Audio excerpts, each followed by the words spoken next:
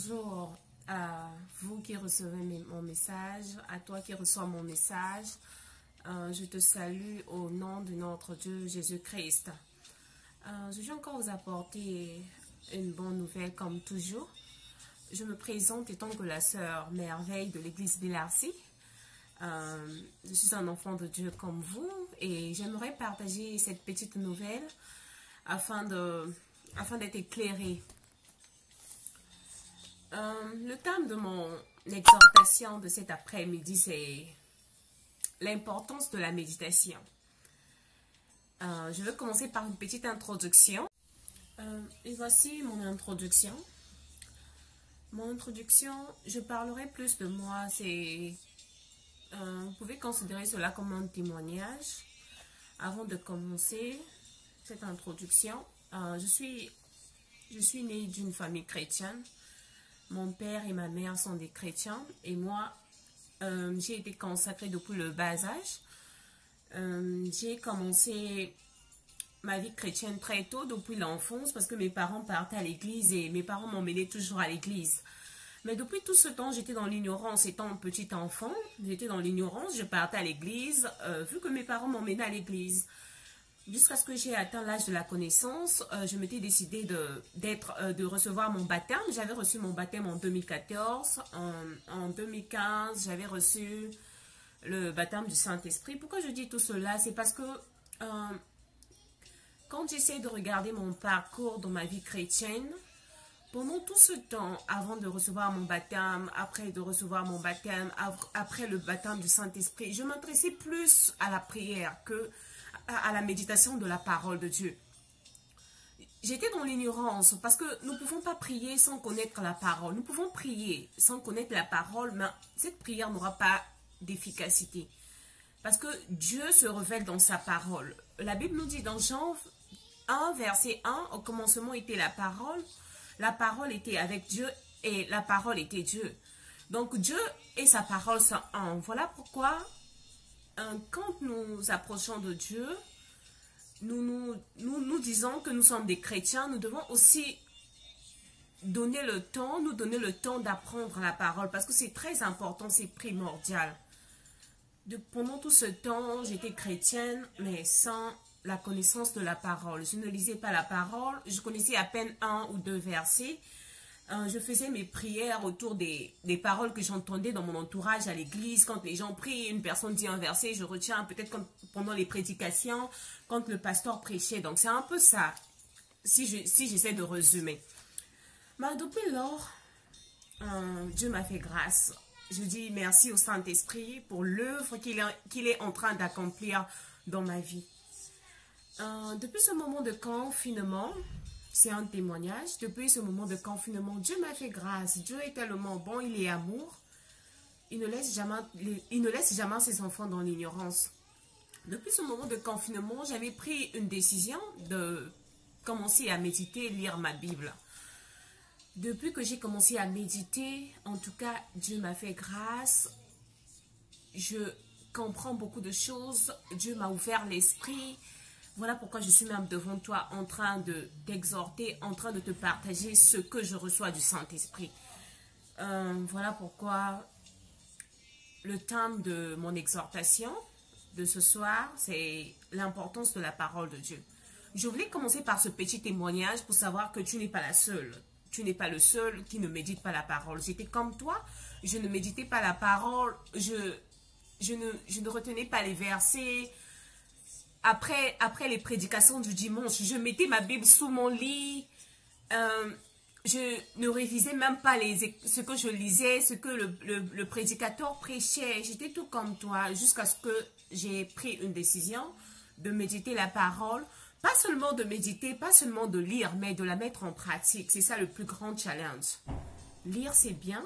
Méditer, c'est bien. Mais la mettre en pratique, c'est ça le challenge. Sans plus tarder, je vais commencer avec mon exhortation. Comme je disais tout à l'heure, le thème de mon exhortation, c'est l'importance de la méditation. J'ai choisi ce thème parce que c'est très primordial, la parole de Dieu. Bon, je vais commencer par la définition de la parole. comme par la définition de la parole. Je n'ai pas défini la parole par mes propres mots. J'ai consulté Google pour avoir cette définition. J'ai consulté Google, j'ai examiné et j'ai approuvé que c'est une définition par rapport à ma connaissance. Parce que on ne prend pas tout ce qui est sur Internet, on prend l'essentiel. On prend l'essentiel. Ce n'est pas interdit, étant qu'enfant de Dieu, d'aller sur Google pour consulter. Parce que Google nous donne un éclaircissement sur ce que nous connaissons déjà. Voilà pourquoi je lirai qu'est-ce que la parole de Dieu selon la définition que j'ai tirée de Google. Je lis. Parole de Dieu, je définis. Compte tenu de la révélation divine, elle exprime en premier lieu pure écriture, qui comprend l'Ancien Testament et le Nouveau Testament. Elle est écrite sous l'inspiration du Saint-Esprit. Il ne s'agit pas seulement d'une histoire, d'un texte de quelqu'un, mais la parole de Dieu, c'est Jésus-Christ incarné. Cette parole est un chemin de vie sur lequel Dieu vient à la rencontre de l'homme pour lui permettre de le suivre. La parole de Dieu est la référence fondamentale pour la foi et la vie des chrétiens. La liturgie. Ok, après avoir lu la définition de la parole de Dieu, j'ai pris comme verset principal Josué 1, verset 8. Josué 1, verset 8 me dit quoi? Je lis. Que ce livre de la loi ne s'éloigne point de ta bouche. Médite-le jour et nuit pour agir fidèlement selon ce qui est écrit. Car c'est alors que tu auras du succès dans tes entreprises, c'est alors que tu réussiras. Nous connaissons tous l'histoire de Josué, mais peut-être que tu ne connais pas. L'histoire de Josué, Josué était un serviteur de Moïse, pendant que Moïse était en train d'accomplir la mission de Dieu. À côté de lui, il y avait Josué. À la mort de Moïse plutôt, à la mort de Moïse, Josué avait pris le relais. C'est lui qui devrait continuer la mission avec Dieu. Pendant que pendant que Dieu avait attribué cette mission à Josué, dans Josué 1, verset 8, Dieu avait conseillé Josué de méditer la parole de Dieu. Parce que la parole de Dieu, c'est la clé de la réussite. La parole de Dieu, c'est la clé du succès. La parole de Dieu, c'est la clé du salut. Sans la parole de Dieu, nous ne pouvons pas avoir toutes ces choses. Pour réussir dans la vie, nous devons être chrétiens, mais connaître aussi la parole de Dieu, mettre la parole de Dieu en pratique.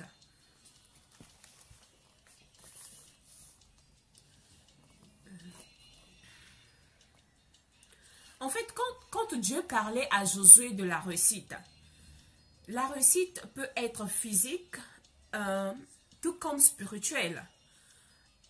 De nos jours, nous regardons plus le côté physique. Oui, Dieu avait dit à Josué que Quand nous essayons de parcourir ce verset de Josué 1, verset 8, à la dernière partie, Dieu a dit à Josué, s'il médite la parole jour et nuit, c'est alors qu'il aura du succès dans ses entreprises, c'est alors qu'il réussira.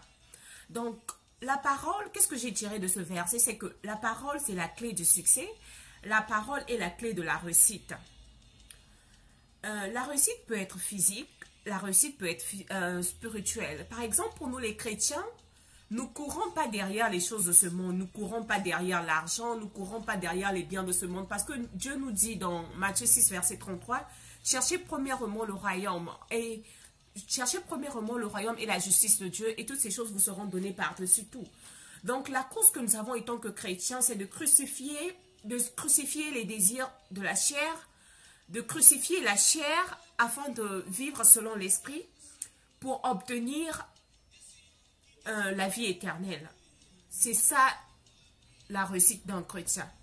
La réussite d'un chrétien, c'est pas seulement avoir toutes les choses de ce monde. Toutes les choses de ce monde nous accompagnent. Ça nous accompagne juste. Mais le but du chrétien, c'est de recevoir la vie éternelle. C'est ça. C'est pourquoi il est très important de méditer la parole de Dieu. Car la parole de Dieu, c'est une vérité absolue. La parole de Dieu nous affranchit, la parole de Dieu nous rend libres, la parole de Dieu nous décharge de nos fardeaux, la parole de Dieu nous fait sortir de la servitude, la parole de Dieu nous rappelle, nous éclaircit, la parole de Dieu est une vérité absolue. Voilà pourquoi nous devons méditer la parole de Dieu jour et nuit, comme Dieu l'avait recommandé à Josué. Si je lis le verset Jean, verset 8 à 32, que dit la Bible? La Bible dit, vous connaîtrez la vérité et la vérité vous affranchira. Vous connaîtrez la vérité et la vérité vous rendra libre.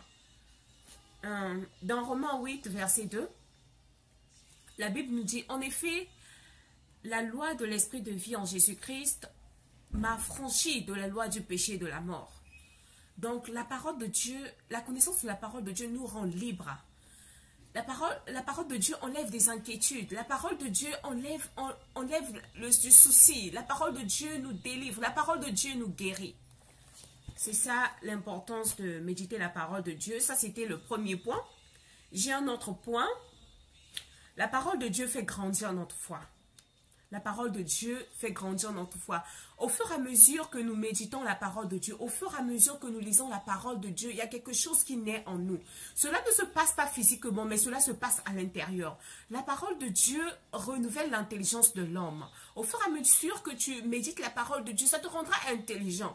Vous pouvez remarquer, il y a même des hommes qui n'ont pas étudié. Il y a des serviteurs de Dieu aujourd'hui qui prêchent l'évangile, qui n'ont pas été sur le banc de l'école. Mais juste en méditant la parole de Dieu a renouvelé de l'intelligence en eux. La parole de Dieu a fait grandir de l'intelligence en eux. La parole de Dieu a fait grandir la foi en eux. Voilà pourquoi un homme qui n'a pas étudié peut prêcher. Il peut prêcher. Tout ça, c'est à cause de la parole de Dieu. Comme je disais, la parole de Dieu fait grandir notre foi. La parole de Dieu emmène à la croissance. Parce que chacun de nous a une dimension de la foi. Et en méditant la parole de Dieu, cette foi s'agrandit, ça s'élargit. C'est ça. Je prends référence de Romains 10, verset 17. Ainsi, la foi vient de ce qu'on entend, et ce qu'on entend vient de la parole de Dieu. Nous ne pouvons pas avoir la foi, faire grandir notre foi sans écouter la parole de Dieu, sans méditer la parole de Dieu, sans lire la parole de Dieu, sans écouter les prédications. La foi vient de ce qu'on entend et ce qu'on entend vient de la parole de Dieu. Le troisième point que j'ai saisi, c'est que la parole de Dieu nous inspire. La parole de Dieu nous rend intelligents. La parole de Dieu nous rend sages. Là, nous pouvons lire dans Psaume 11, Psaume 111, verset 10. La Bible dit, la crainte de l'Éternel est le commencement de la sagesse. La crainte de l'Éternel est le commencement de la sagesse. La crainte de l'Éternel vient en méditant la parole de Dieu. La sagesse vient en méditant la parole de Dieu. Le troisième point que j'ai tiré de la méditation de la parole, l'importance de la méditation, c'est que la parole est une lumière, la parole est une lampe. La parole est un chemin pour nous les chrétiens. C'est un guide. C'est un guide. Et là, j'ai pris Jean 1, verset 1 jusqu'au verset 5. Si je pourrais lire rapidement pour plus d'éclaircissement. Au commencement était la parole, et la parole était avec Dieu. La parole était Dieu. Elle était au commencement avec Dieu. Toutes choses ont été faites par elle, et rien de ce qui a été fait n'a été fait sans elle. Elle était la vie, et la vie était la lumière des hommes. Tout à l'heure, je disais que la parole, c'est une lumière qui nous conduit. C'est un chemin pour nous chrétiens. La lumière, lui, dans les ténèbres, et les ténèbres ne l'ont point reçue. Pour conclure, qu'est-ce que je pourrais dire? Le plus difficile, c'est pas de lire la parole. le plus difficile, c'est pas de méditer. Le plus difficile, c'est pas de mémoriser les versets. Parce que de nos jours, nous pouvons trouver les gens qui méditent la parole, qui lisent la parole, mais leurs vies sont toujours les mêmes. Leur vie ne change pas. Mais quel est le plus grand challenge? Quel est le plus grand souci? Le plus grand challenge d'un chrétien, ce n'est pas de lire la parole de Dieu, ce n'est pas de méditer la parole de Dieu, mais c'est de mettre en pratique la parole de Dieu. Après avoir lu, je te prie de mettre en pratique. Lire, c'est bien. Lire, c'est bien. Tu t'acquéris de la connaissance, tu fais grandir ta foi. Mais nous devons mettre la parole de Dieu en pratique. Ça sera le deuxième terme de mon message. Parce que là, je n'ai pas voulu aller en profondeur de ce message. Cette exhortation, c'était juste sur l'importance de la parole de Dieu. Je vous ai donné quelques points sur l'importance de la méditation, Et là, en conclusion, je retiens que vous devez retenir que lire la parole de Dieu, c'est pas ça le plus difficile, c'est pas ça le plus grand challenge. Méditer la parole de Dieu, ce n'est non plus ça. Retenir les versets, c'est pas ça le plus grand souci, mais le plus grand challenge d'un chrétien, c'est de mettre la parole de Dieu en pratique. Et là, j'ai illustré quelques versets. Afin que nous puissions comprendre pourquoi mettre la parole de Dieu en pratique. Je le lirai parce que j'ai pas ces versets en tête. Dans Matthieu 7, verset 24, c'est pourquoi quiconque entend ces paroles que je dis et les met en pratique sera semblable à un homme prudent qui bâtit sa maison sur un roc. Très intéressant. Luc 11, verset 28 nous dit « Heureux plutôt ceux qui écoutent la parole et le gardent. » Romains 2, verset 13 nous dit « Ce ne sont pas en effet ceux qui écoutent la loi qui sont justes devant Dieu, mais ce sont ceux qui la mettent en pratique qui seront justifiés. » En tout cas, je vous remercie de tout cœur d'avoir écouté mon exhortation et je vous prie de partager cela et je prie afin que le Saint-Esprit puisse réveiller en vous cette soif, ce désir de méditer la parole jour et nuit, pas seulement s'arrêter à cette dimension de la méditation, mais de la mettre en pratique. Je vous prie de partager ce message et faites un calendrier, faites un plan de méditation chez vous à la maison. Nous avons 24 heures par jour. 24 heures, la journée est tellement longue que nous ne pouvons pas manquer ne fût-ce qu'une heure de méditation par jour. Je sais que nous avons des préoccupations, nous avons des travaux ménagers à faire, nous avons beaucoup de choses à faire à la maison, mais nous pouvons disposer ne fût-ce qu'une heure par jour, même 30 minutes de méditation. Et Dieu vous bénira. En tout cas, avant de méditer, il faut toujours demander au Saint-Esprit d'ouvrir votre intelligence, au Saint-Esprit de vous aider pendant la méditation. Parce que la parole de Dieu, c'est une parole sainte. C'est une parole c'est un livre pas comme d'autres livres. C'est un livre qui demande l'inspiration du Saint-Esprit. Parce que tu peux lire la parole de Dieu, mais si le Saint-Esprit ne te révèle pas qu'est-ce qui est écrit là, en tout cas, tu ne comprendras pas. Et merci beaucoup d'avoir suivi ce message. Que Dieu vous bénisse. Que Dieu réveille en vous cette soif, ce désir de méditer la parole en tout temps, de garder cette parole, de la mettre en pratique. Merci beaucoup et excellente soirée.